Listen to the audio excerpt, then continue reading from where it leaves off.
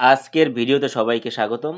চাকরির পরীক্ষার গুরুত্বপূর্ণ 850টি প্রশ্নের আজকে আমরা 14তম পার্টটি করব। আগের পার্টগুলো যদি আপনি দেখে না থাকেন তাহলে চ্যানেলের প্লেলিস্ট থেকে দেখে আসতে পারেন। আজকে আমরা ঐকিক নিয়মের 3 ধাপে যে অঙ্কগুলো আমরা সম্পূর্ণ করি সে টাইপের কিছু অঙ্ক আজকে শিখব। 20 জন শ্রমিক দৈনিক 8 ঘন্টা কাজ করে, 17 দিনে একটি খাল খনন করতে পারে। 34 জন শ্রমিক দৈনিক কত ঘন্টা কাজ করলে 8 দিনে ওই খালটি খনন করা যাবে? প্রশ্নে আমাদের বলেছে দৈনিক কত ঘন্টা, এখানে আমাদের ঘন্টা বের করতে বলেছে। তবে যে বিষয়টা আমরা আগে যে অঙ্কগুলো করেছি সেখানে কিন্তু 2টি পর্যায় ছিল, একটি ডান পাশে আর একটি বাম পাশে, আর এখানে কিন্তু 3টি পর্যায় আছে। এই 3টিকে ব্যবহার করেই কিন্তু আমাদের অঙ্ক সমাধান করতে হবে। এই টাইপের অঙ্ক কিন্তু বেশিরভাগ স্টুডেন্ট কিন্তু ভুল করে থাকে এবং তারা এই টাইপের অঙ্ক এড়িয়ে যায়। এই কারণে যে 3 ধাপে অঙ্কটা সম্পন্ন করা লাগে, তার জন্য কিন্তু তারা এ ধরনের অঙ্ক না করেই চাকরির পরীক্ষা থেকে চলে আসে। তবে আমরা চাইলে খুব সহজেই এই অঙ্কগুলো সমাধান করতে পারি।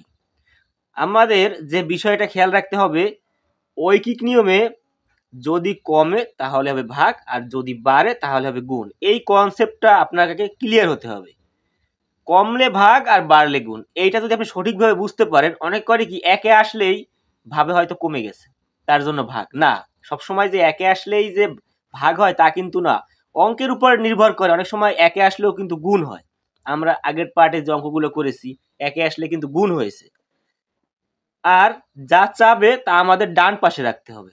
তাহলে এখানে প্রশ্নে চেয়েছে আমাদের কত ঘন্টা, মানে সময় চেয়েছে, তাহলে সময়কে আমরা ডান পাশে রাখবো, বাকি সবগুলো আমরা বাম পাশে রাখবো। আমরা যদি সাজিয়ে লিখি 20 জন শ্রমিক, এই দিনকে আমরা আগে নিয়ে আসবো। 17 দিনে কাজ করে, দিনে না দিন, 17 দিন মানে প্রত্যেক দিন তো 8 ঘন্টাই করে, 17 দিনে কাজ করে 8 ঘন্টা, 20 জন শ্রমিক। তাহলে যদি আমরা একজন শ্রমিকের কথা চিন্তা করি তাহলে কিন্তু 20 জন শ্রমিকের থেকে একজন শ্রমিকের কিন্তু অনেক বেশি সময় লাগবে, তার জন্য কিন্তু হবে গুণ। তাহলে 20 গুণ 8, এটা আমরা গুণ করে ফেললাম। এখন ভালো করে লক্ষ্য করুন, 20 জন শ্রমিক 17 দিন কাজ করে 8 ঘন্টা, মানে প্রত্যেক দিন সে 8 ঘন্টা করে কাজ করে। তাহলে একজন শ্রমিক যদি সেই কাজটা করতে যায় তার কিন্তু অনেক বেশি সময় লাগবে। আর একজন শ্রমিক যদি 17 দিন না করে একদিন করে, এখানে যদি একদিন করে তাহলে কিন্তু আরো বেশি সময় লাগবে, তার জন্য কিন্তু গুণ হবে এই 17। এই বিষয়টা আপনি ভালো করে যদি বুঝতে পারেন তাহলে এই 3টি পর্যায়ে যে অঙ্কগুলো থাকে সেগুলো আপনি খুব সহজে সমাধান করতে পারবেন। কি করেছি, 20 জন শ্রমিক 17 দিন কাজ করে 8 ঘন্টা করে, মানে প্রতিদিন 8 ঘন্টা করে কাজ করে। তাহলে একজন শ্রমিক যদি সেই কাজটা করতে যায় তার কিন্তু বেশি সময় লাগবে, তার জন্য 20 গুণ 8 করেছি। এবার যদি আমরা একে দিনটাকেও যদি একে নিয়ে আসি, তাহলে একজন শ্রমিক একদিনে কাজ করে, মানে শেষ করতে যায় যদি কাজটা, তাহলে কিন্তু আরো বেশি সময় লাগবে, তখন কিন্তু আবার গুণ হবে।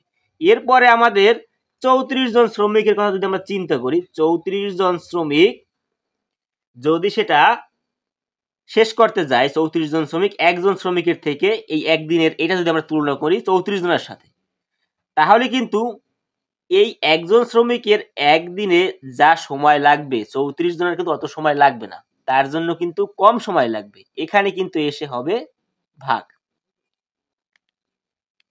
এই আমরা ভাগ করে ফেললাম।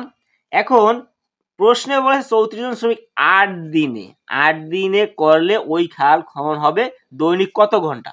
8 দিন যদি করে, তাহলে এখানে যদি আমরা 8 বসাই, একের জায়গায় যদি আমরা, আগে তো 1 ছিল তাহলে এখানেও 1, একের জায়গায় যদি আমরা 8 বসাই তাহলে কিন্তু আরো কম সময় লাগবে, কারণ দিন কিন্তু কমে এসেছে, তখন কিন্তু আবার হবে ভাগ।